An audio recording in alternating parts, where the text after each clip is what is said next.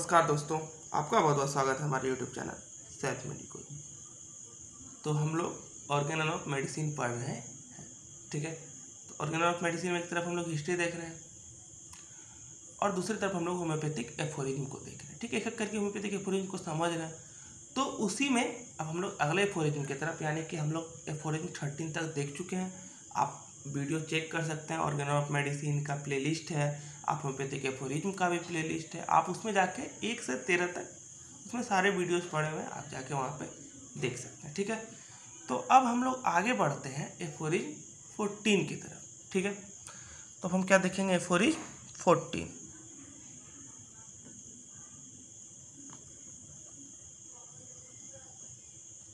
Aphorism हम लोग क्या देखेंगे, 14। एफोरिज्म 14 क्या बोलता है, ठीक है। तो एफोरिज्म 13 में क्या बोलता था। एफोरिज्म, अगर आपको एफोरिज्म 9 से एक्चुअली वाइटल फोर्स कब आता है, तो एफोरिज्म 9 क्या करता था, वाइटल फोर्स का डेफिनेशन दे रहा था कि वाइटल फोर्स क्या है। एफोरिज्म 10 जो था हमको बता रहा था कि वाइटल फोर्स मेरे बॉडी में क्या काम करता है, ठीक है। फिर एफोरिज्म 11 था। एफोरिज्म 11 बता रहा था कि वाइटल फोर्स डीअरेंज कैसे होता है, मतलब वाइटल फोर्स हमको जो डिजीज आता है हमको कैसे पता चलता है, हमको कैसे पता चलेगा कि मेरा वाइटल फोर्स डीअरेंज, ठीक है। फिर 12 भी वही बता रहा था। फिर एफोरिज्म 13 हमको क्या बता रहा था कि जो डिजीज होता है वो सिर्फ और सिर्फ मटेरियलिस्टिक ही इफेक्ट करके नहीं रहता है, क्योंकि एलोपैथिक कंसेप्ट क्या है, डिजीज का मटेरियलिस्टिक कंसेप्ट। तो बताया कि एफोरिज्म 13 क्या बताया कि डिजीज सिर्फ और सिर्फ मटेरियलिस्टिक तक ही सीमित नहीं रहता है, वो हमारे वाइटलिटी को भी अफेक्ट करता है। तो अगर हमको क्योर अचीव करना है तो हमको मटेरियलिस्टिक के साथ साथ वाइटलिटी को भी ध्यान में रखना होगा, ठीक है।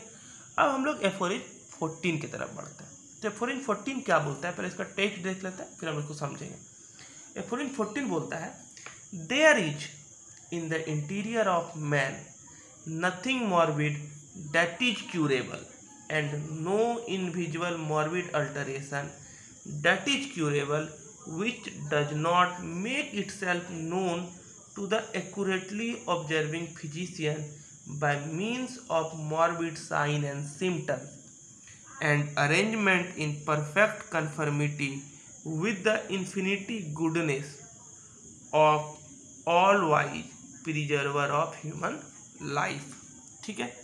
तो एफोरिज्म 14 क्या बोलता है, एफोरिज्म 14 बोलता है कि किसी भी ह्यूमन बीइंग में जो भी चीज क्यूरेबल होगा, जैसे किसी को डिजीज हुआ तो उस डिजीज में जो भी चीज क्यूरेबल होगा वो हमें साइन एंड सिम्टम्स के रूप में दिखेगा। यानी कहा जाए तो हम क्या चीज क्योर कर सकते हैं, जो एबनॉर्मल होगा हम उसी को ना क्योर करेंगे, ठीक है। हम क्योर किसका करते हैं, तो जो एबनॉर्मल फंक्शन एंड सेंसेशन, ठीक है। बॉडी जो एबनॉर्मल फंक्शन शो करने लगेगा या बॉडी जो एबनॉर्मल सेंसेशन शो करेगा हम उसी को क्योर करेंगे। और एबनॉर्मल फंक्शन और एबनॉर्मल सेंसेशन हमको किस रूप में दिखता है बॉडी में, ये हमको दिखता है बॉडी में सिम्टम के रूप में, ठीक है। यानी कि एफोरिज्म 14 बोलता है कि किसी भी पर्सन में हम उसी चीज को क्योर कर सकते हैं जो कि हमको सिम्टम के फॉर्म में दिखेगा, ठीक है। यानी कि वाइटल फोर्स के अंडर तो जो भी डीअरेंजमेंट आएगा, वाइटल फोर्स उसको क्या करेगा, अपने सिम्टम के फॉर्म में दिखाएगा, ठीक है। और जो भी चीज हमको सिम्टम के फॉर्म में दिखेगा हम उसको क्योर कर सकते हैं, ठीक है। जो भी चीज हमको सिम्टम के फॉर्म में नहीं दिखेगा हम उसको क्योर नहीं कर सकते। हम किसी भी चीज को क्योर कब करेंगे, जब हमको उसका मॉर्बिड अफेक्शन दिखेगा, ठीक है। जैसे कि मान लीजिए आप एक बहुत अच्छा नाली बनाए, तो आप नाली का मरम्मत कब कीजिएगा, जब नाली के अगल बगल से पानी, नाली का दीवार टूट जाए। नाली का दीवार टूटना क्या है, एक सिम्टम्स है, एबनॉर्मल फंक्शन है। नाली का पानी सीधा जाना चाहिए था, नाली का पानी आपके घर में ही आने लगा। तो जब एबनॉर्मेलिटी हमको दिखेगा तभी ना हम क्योर की तरफ बढ़ेंगे आगे, ठीक है, आ रहा बात समझ में। तो क्या चीज़ क्योर होगा? जो कि एबनॉर्मल फंक्शन या एबनॉर्मल सिम्टम होगा, जिसको हम क्या बोलते हैं? सिम्टम। ठीक है, तो इसको क्या करेगा? जो भी सिम्टम शो करेगा उसको क्या होगा? उसको हम लोग क्या करेंगे? क्यूरेबल होगा। जो भी सिम्टम शो होगा वो क्या होगा? क्यूरेबल होगा। क्योंकि भले उसमें एफर्ट ज़्यादा लगे, आप उसको समझ नहीं पा रहे हो, लेकिन जो एक परफेक्ट फिजिशियन होगा, जो कि नेचर्स लॉ ऑफ क्योर के आधार पर चलेगा, उसको पता रहेगा कि हमको क्या चीज़ क्योर करना है। ठीक है, और उस क्योर को हम कैसे अचीव करेंगे? तो हम उस क्योर को कैसे अचीव करेंगे? अगर हम होम्योपैथी वेब से चलेंगे, यानी नेचर्स लॉ को अगर हम फॉलो करेंगे तो। ठीक है, आ रहा बात समझ में। तो जो भी चीज़ क्यूरेबल होगा वो क्या करेगा? अपना सिम्टम के रूप में दिखाएगा, जिसको कि हम लोग मॉर्बिड अफेक्शन बोलते हैं।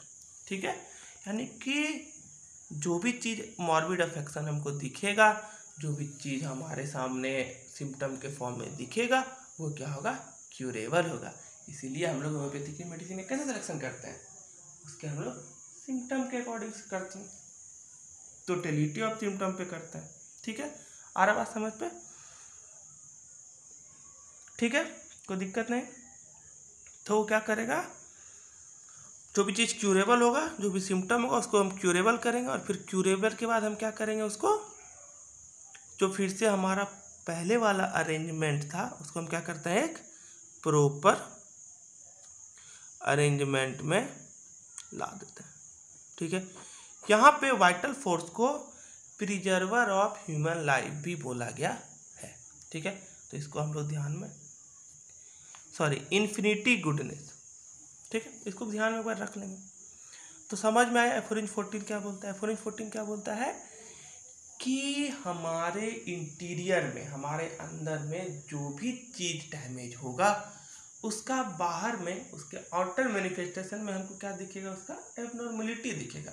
एबनॉर्मल सेंसेशन बॉडी शो करने लगेगा, बॉडी एबनॉर्मल फंक्शन शो करने लगेगा, जिसके आधार पर हम जान सकेंगे कि मेरे इंटरनल में कुछ डैमेज हुआ। इंटरनल डैमेज का मतलब है कि मेरे वाइटल फोर्स में कुछ इफेक्ट हो गया है, जिसको कि हम क्योर करें। किसके आधार पर? उसके जैसा वो साइन दिखाएगा, जैसा वो सिम्टम्स दिखाएगा, उसके आधार पर हम क्योर को करें। ठीक है, तो थैंक यू।